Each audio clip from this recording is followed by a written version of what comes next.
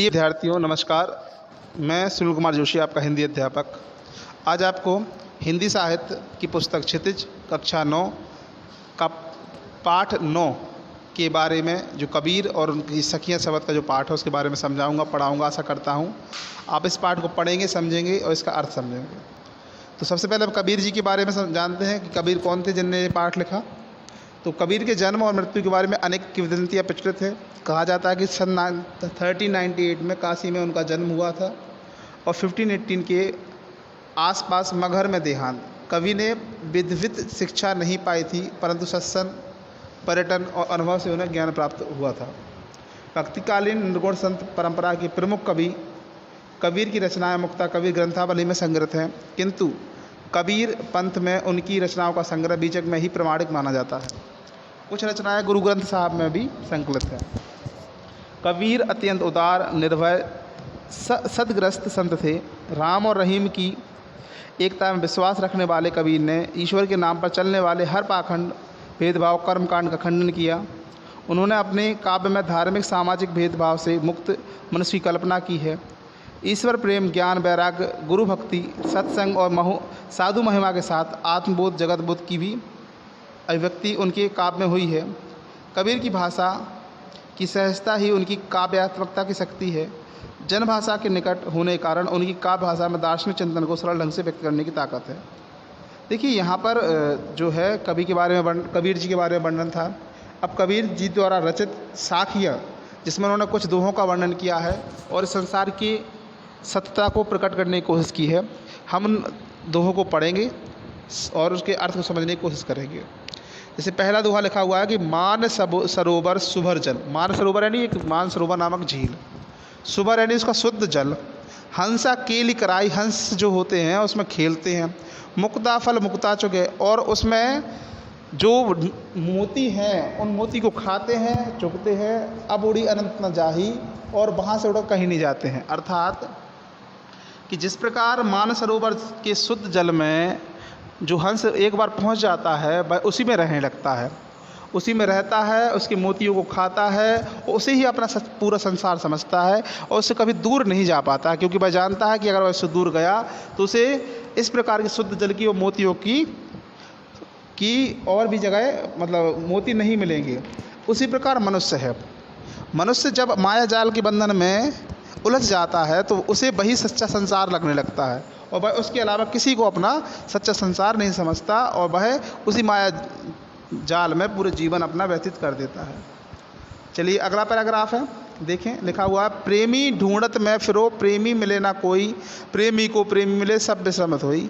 अर्थात यहाँ कबीर जी कहते हैं मैंने प्रेमी अर्थात ईश्वर को ढूंढना बहुत मुश्किल है, और जब उसे ढूंढते हैं तो वह नहीं मिलता है। प्रेमी रूपी ईश्वर मिलने से, और अगर जब वह मिल जाता है, प्रेमी को प्रेमी मिले, और जब वह मिल जाता है तो कहते हैं सब विस्मृत होई। तो जितने विषय हैं, जितने कष्ट हैं जीवन के, सब समाप्त हो जाते हैं, यानी दुख सुख में बदल जाता है। 2 पैराग्राफ हो गए हैं, तीसरा पैराग्राफ पे आते हैं। लिखा हुआ है कि हस्ती चढ़िए ज्ञान को, सहज दुलीचा डारी, स्वान रूप संसार है, भौकंदे झकमारी। अर्थात कबीर कहना चाहते हैं कि व्यक्ति को ज्ञान रूपी हाथी की सवारी करनी चाहिए और सहज साधना रूपी गलीचा बिछाना चाहिए।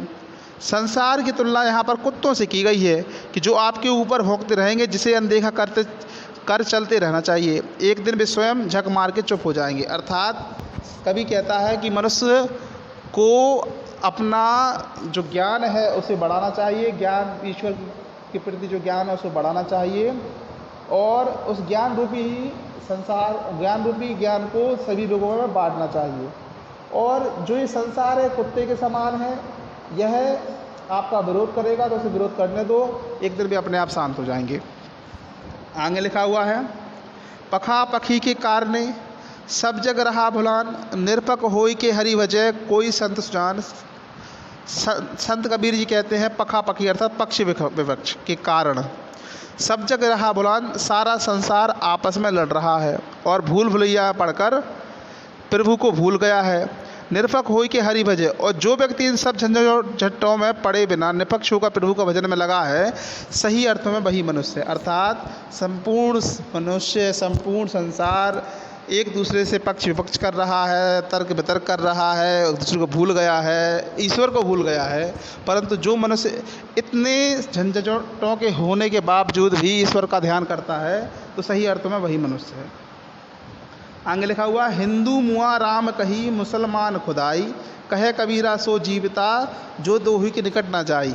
अर्थात कबीर जी कहते हैं कि हिंदू राम राम का भजन करता है और मुसलमान खुदा खुदा कहते मर जाते हैं, उन्हें कुछ हासिल नहीं होता। असल में वह व्यक्ति ही जीवित के समान है जो इन दोनों बातों से अपने आप को अलग रखता है। अर्थात देखिए कितनी अच्छी बात कही है कि हिंदू राम राम करता रहता है, मुस्लिम अल्लाह अल्लाह और खुदा खुदा करता रहता है, और कहे कबीरा सो जीवित। और सच्चाई में इंसान वही है जो ईश्वर को एक मानता है, जिसे हिंदू मुस्लिम राम अल्लाह खुदा में कोई अंतर नज़र नहीं आता। सच्चा इंसान वही है।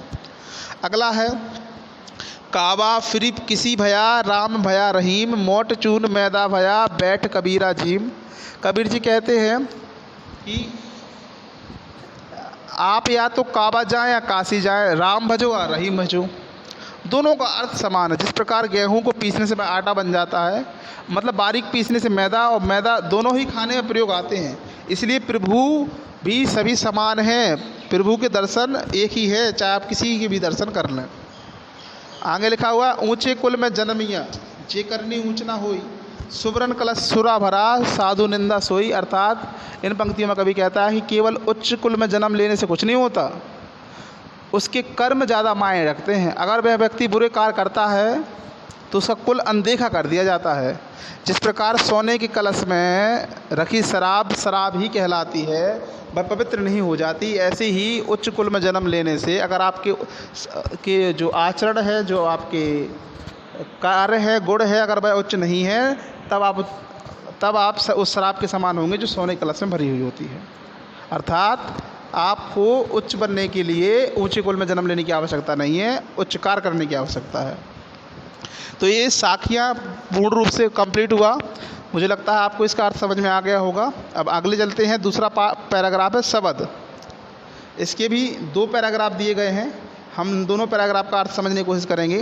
लिखा है, मोह को कहाँ ढूंढे बंदे मैं तो तेरे पास में, ना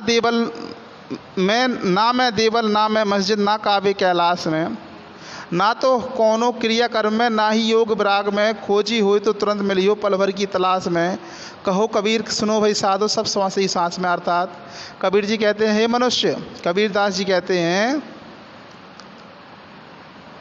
कि मनुष्य ईश्वर को चारों ओर ढूंढता रहता है, भटकता रहता है। कभी वह मंदिर जाता है, कभी वह मस्जिद जाता है, कभी कावा का भ्रमण करता है, कभी कैलाश जाता है। अर्थात बस चारों ओर ईश्वर को ढूंढता रहता है।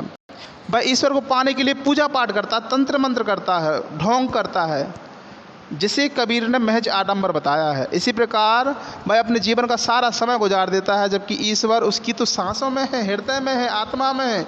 अगर वह चाहे तो उसे पल भर में ईश्वर मिल जाएंगे, क्योंकि ईश्वर तो कण कण में व्याप्त है, परंतु वह मनुष्य केवल अपनी मोह माया की जंगल में ही फंसा हुआ है। अर्थात मनुष्य को अगर ईश्वर ढूंढना है तो ईश्वर उसके अंदर ही है, कण कण में व्याप्त है। इसलिए वह सभी को समान समझे और ईश्वर की उपासना करे। देखिए बेटा, अगला पैराग्राफ है, लिखा हुआ है, संतो भाई आई ज्ञान की आंधी रे, संतो भाई आई ज्ञान की आंधी रे, भ्रम की टाटी सबे उड़ानी, माया रहे न बांधी, हित चित्त की दे थूनी गिरानी, मोह बलंडा टूटा, तृष्णा छानी परिधर ऊपरी, कुबिड़ा का भांडा फूटा, जोग जुगति करी छंत बांधी, निर्चू चुबे न पानी, कूड़ कपट काया का निकस्या, हरि की गति जब जानी, आंधी पीछे जो जल बूठा, प्रेम हरि जन भीना, कहे कबीरा भान के प्रकटे, उदित भय सब खीना। अर्थात संतो भाई आई ज्ञान की आंधी रे, इन पंक्तियों में कबीर जी ने जो ज्ञान की महत्ता को स्पष्ट किया है वो कहते हैं, तो उन्होंने कहा है कि ज्ञान की तुलना आंधी से करते हुए कहते हैं कि जिस तरह आंधी चलती है तब कमज़ोर पड़ती हुई झोपड़ी के चारों ओर की दीवारें गिर जाती हैं और वह बंधन मुक्त हो जाती है और खंबे धराशायी हो जाते हैं, उसी प्रकार जब व्यक्ति को ज्ञान की प्राप्ति होती है तो मन के सारे भ्रम टूट जाते हैं, सारे बंधन टूट जाते हैं। आगे लिखा हुआ है कि बलट टूटा। हतरासी छानी घर परी घर ऊपरी, कुबती का भांडा फूटा। जोग जुगती करी संतुष बांधी, निर्च चुबे न पानी। कूड़ कपट काया नक्स्या, हरि की गति सब जानी। आंधी पीछे जो जल बूठा, प्रेम हरि जन भीना।